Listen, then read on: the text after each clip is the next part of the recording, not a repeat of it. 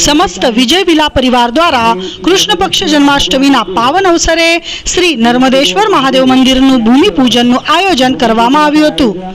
આયોજન પ્રસંગે અતિથિ તરીકે યુથ ફોર ગુજરાતના પ્રમુખ જિગ્નેશભાઈ પાટીલના હસ્તે રાખવામાં આવ્યું હતું।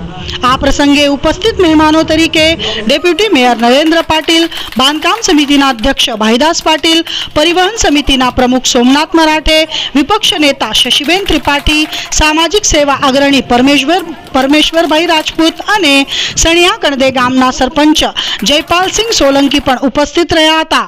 આ જન્માષ્ટમીના પાવન દિવસે સમસ્ત વિજય વિલા સોસાયટીના તમામ ઘર પરિવારના સભ્યો ડિંડોલી તેમજ સણિયા ગામના આજુબાજુની સોસાયટીના લોકોએ હાજરી આપી હતી। આ સમગ્ર પ્રસંગે ઉપસ્થિત સર્વ લોકો પૂજા કરી પ્રસાદીનો લહાવો લઈ ભક્તિમય વાતાવરણમાં ભજનો સાથે ભગવાનની ધૂમે ઝૂમી ઉઠ્યા હતા।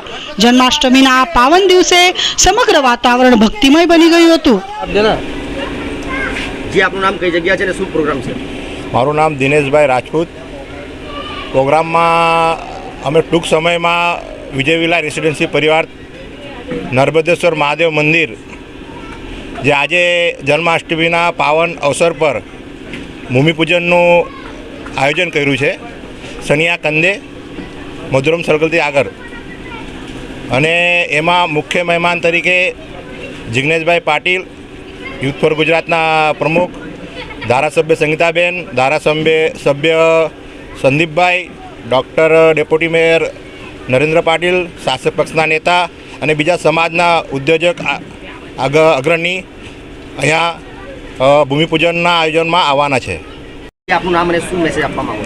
મારું નામ યોગેશ સોનવને અને હું શ્રી વિજય વિલા પરિવારનો એક સદસ્ય છું, અને આ પ્રોગ્રામના માધ્યમથી હું બધાને એક જ સંદેશ મોકલવા આપીશ કે જેથી કરીને આપણી સંસ્કૃતિ ટકી રહી અને દરેક સોસાયટીમાં એક આવું નાનકડું મોટું મંદિર જે કંઈ હોય પોતાના સહયોગથી નાનકડા મોટા મંદિરો ઊભા થાય, જેથી આપણી શ્રદ્ધાની ભાવના જાગૃત રહે અને જે મિત્રો અથવા તો જે યંગ ગ્રુપ છે જે ગેરમાર્ગે દોરાય છે, જેમ કે અમુક વ્યસન છે, જેમ કે દારૂ છે, જુગાર છે, સટ્ટા છે, ચરસ છે, એ બધાથી દૂર રહે અને આપણી સંસ્કૃતિ ટકેલી છે અમુક અંશે મંદિરના કારણે પણ, કારણ કે મંદિરમાં જશે તો શ્રદ્ધા આવશે અને શ્રદ્ધા થશે તો જ ભક્તિ પણ આવશે મિત્રો।